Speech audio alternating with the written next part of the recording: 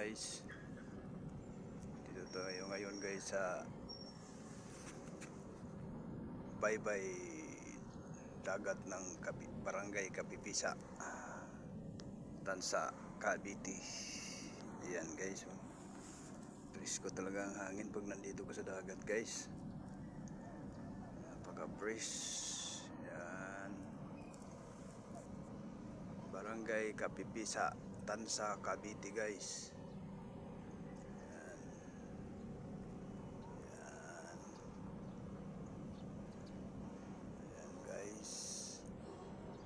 Ayan.